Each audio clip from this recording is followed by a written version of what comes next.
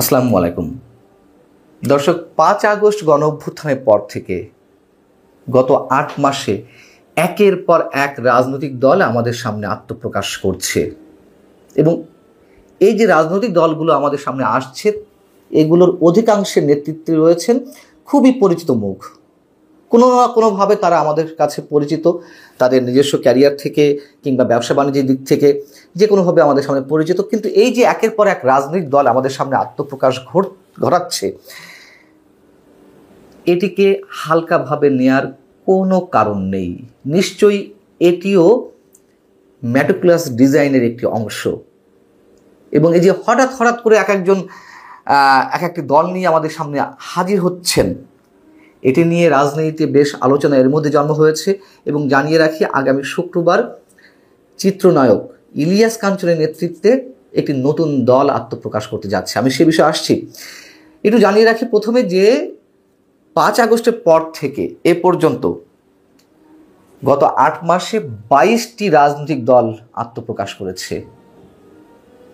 August থেকে 2024 December পর্যন্ত 11টি এবং 2025 জানুয়ারি থেকে এপ্রিলের আজ পর্যন্ত অন্তত আরও 11টি রাজনৈতিক দল জন্ম নিয়েছে। এবং অদ্ভুত সব নাম, অদ্ভুত। যেমন এই দলগুলোর মধ্যে রয়েছে আম জনতার দল, আম জনতার দল, ডাবল আ, বাংলাদেশ জনপ্রিয় পার্টি, বাংলাদেশ শান্তির দল, বাংলাদেশ সংস্কারবাদী দল, বাংলাদেশ বেকার সমাজ, জনতার কথা বলে, জাতীয় নাগরিক পার্টি এনসিপি তো রয়েছেই। এরকম 22টি রাজনৈতিক দল আত্মপ্রকাশ করেছে এবং সবারই ওই গণভিত্তিক রাজনৈতিক দলের দাবিদার হয়ে তারা আসছে এবং তারা মানুষের ভাগ্যের পরিবর্তন ঘটাতে চায়, বাংলাদেশের রোল মডেল উন্নয়ন করতে চায়, এরকম সব স্লোগান নিয়ে আমাদের সামনে আসছে। এখন শুক্রবার যে রাজনৈতিক দলটি আসছে তার নাম এখনও প্রকাশ করা হয়নি। তবে এই দলের সঙ্গে রয়েছেন বিএনপি মনোভাবাপন্ন সিনিয়র সাংবাদিক, জাতীয় প্রেস ক্লাবের সাবেক সভাপতি শওকত মাহমুদ রয়েছেন এবং বিএনপির সাবেক মন্ত্রী গোলাম সরোয়ার মিলনও রয়েছেন। মজার কথা হচ্ছে, এই যে দলগুলি আমাদের সামনে এসেছে, যারা সাধারণ মানুষকে নিঃস্ব করেছেন, সর্বশান্ত করে হাজার হাজার কোটি টাকা লুট করে দুর্নীতির দায়ে জেল খেটেছেন বছরের পর বছর, তারাও দল করেছেন। যেমন রুহুল আমিন ডেস্টিনির, এই রুহুল আমিনও আম জনতার দল করেছেন, আম জনতার দল। সেদিন একটি টেলিভিশন চ্যানেলে দেখছিলাম যে তার সাক্ষাৎকার, কেন তিনি রাজনৈতিক দল গঠন করলেন। তিনি বুঝি হোক না বুঝি হোক ভালো কথা বলেছেন।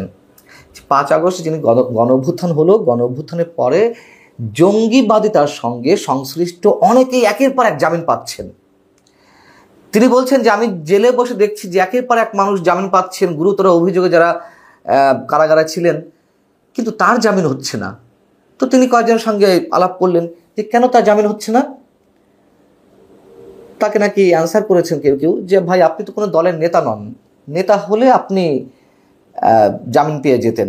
সেই জায়গা থেকে উনি জামিনের তো আগে থেকে চেষ্টা করছিলেন। যাই হোক, একটা পর্যায়ে এই সরকারের আমলে তার জামিন মিলল এবং তিনি বেরিয়েই হোটেল শেরাটনে, হোটেল ইন্টারকন্টিনেন্টালে নতুন দলের ঘোষণা দিলেন। বোঝা যাচ্ছে তো এই দলগুলোর চরিত্র, কাদের নেতৃত্বে দল আসছে।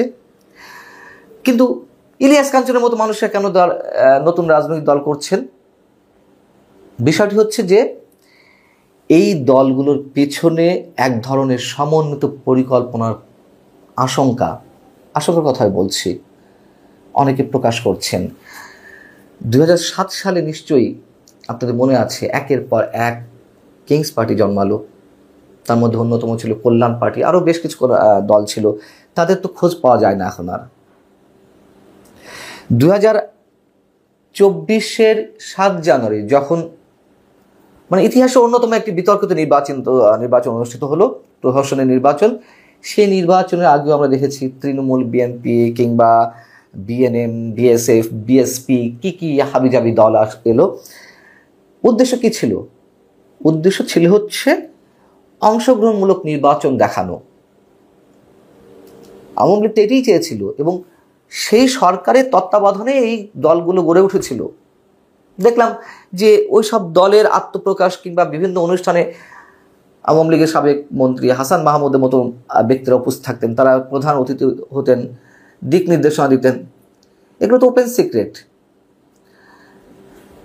সেরকমই ধারাবাহিকতায় যেমন বিতর্কিত নির্বাচনের আগে এই ধরনের কিংস পার্টি হয়েছিল, 2007 সালে 111 সরকারের সময় কিংস পার্টি হয়েছিল, এবং এই যে একটি সরকার বর্তমান অন্তর্বর্তীকালীন সরকার, একটা সময় পর্যন্ত এই সরকারের বৈধতা ছিল আমি মনে করি, কিন্তু পরবর্তীতে যা করছে তা ধীরে ধীরে তারা তাদের বৈধতা হারাচ্ছে। এবং আগামী যে নির্বাচনটি হবে